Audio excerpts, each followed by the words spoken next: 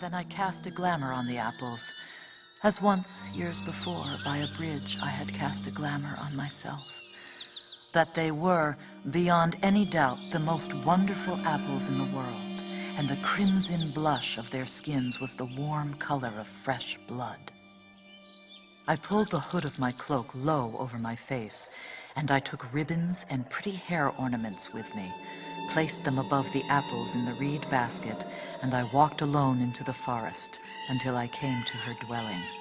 A high sandstone cliff laced with deep caves going back away into the rock wall. There were trees and boulders around the cliff face, and I walked quietly and gently from tree to tree without disturbing a twig or a fallen leaf. Eventually I found my place to hide, and I waited, and I watched.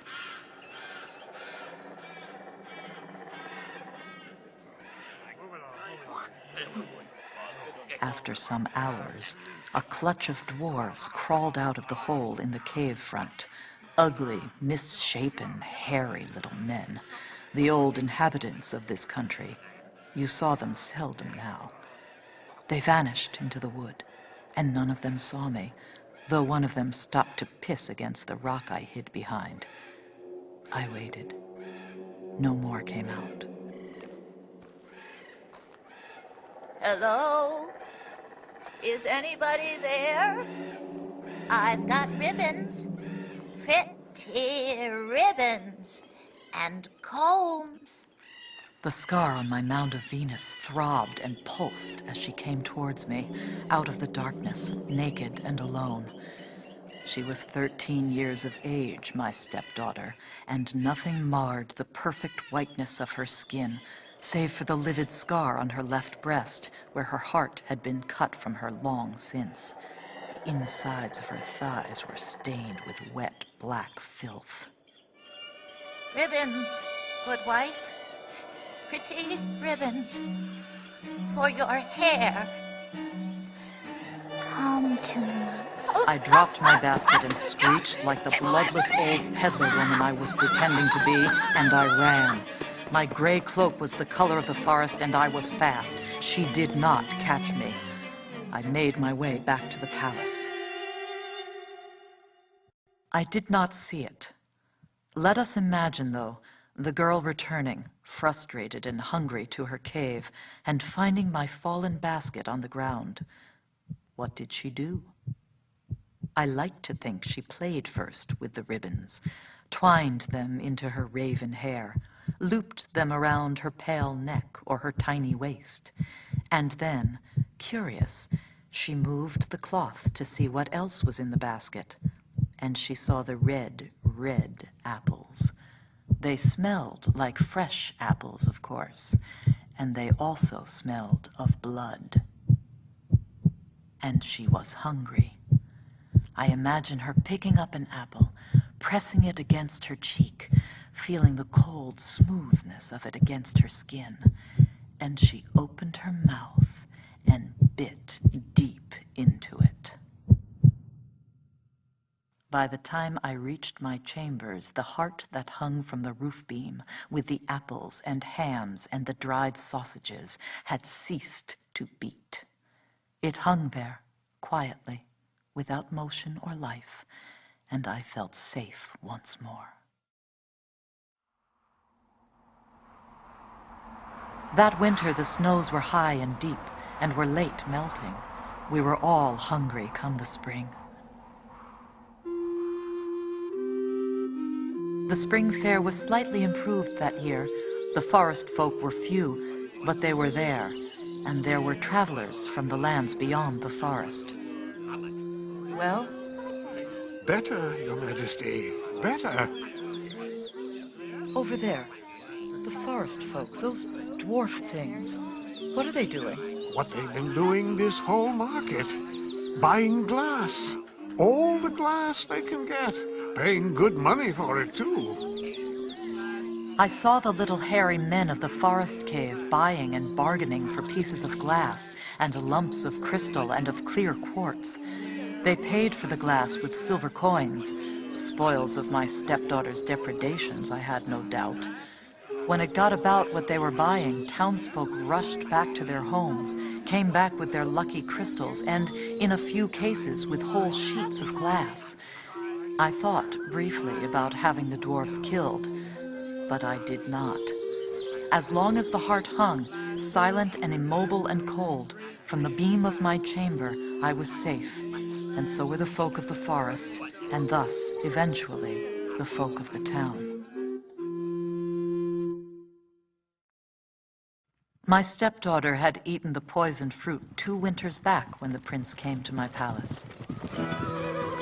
Do you know who he is, Majesty? From his coat of arms, he's prince of the land beyond the mountains. He's very handsome. Yes, he is.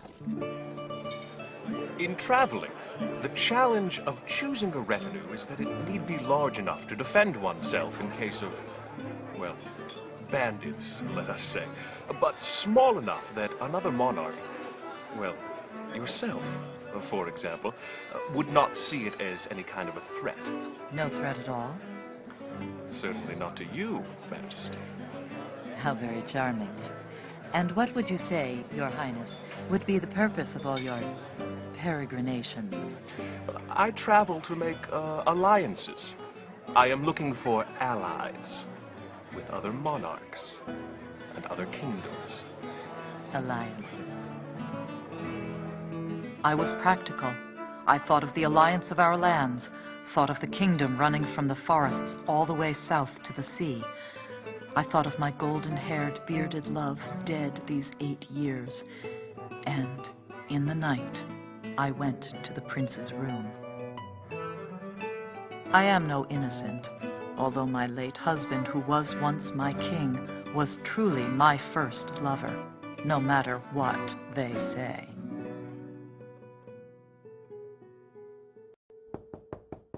Yes? My, a visitor. And such a damn pretty one. Thank you. No, don't come any closer. I thought you wanted me. Oh, I do. I want you to do what I tell you. Do you understand? As you wish. Take off your robe. Let it fall. Good. You are very beautiful. Now, walk over to the open window. It's cold. And do not say another word. Stand there until your skin is chilled and cold.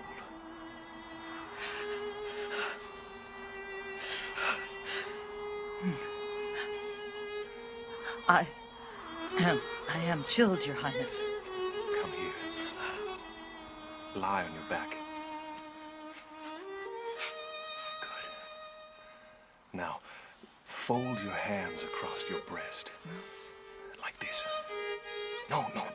Keep your eyes open. But do not look at me. Look up at the beams. Now, you must not move. Breathe as little as possible. No, don't move. Let me open your legs. Oh, yes. Don't say anything. Do not make a sound. I could not help moaning. It had been so long. No! Damn you! His manhood slid out of me. I reached out and touched it, a tiny, slippery thing. What's wrong? I told you. You must neither move nor speak. Just lie there on the stones. So cold and so fair. I did my best, but he had lost whatever force it was that had made him virile. And, some short while later, I left the prince's room, his tears and curses still resounding in my ears. You evil witch! Monstrous, evil, lustful creature!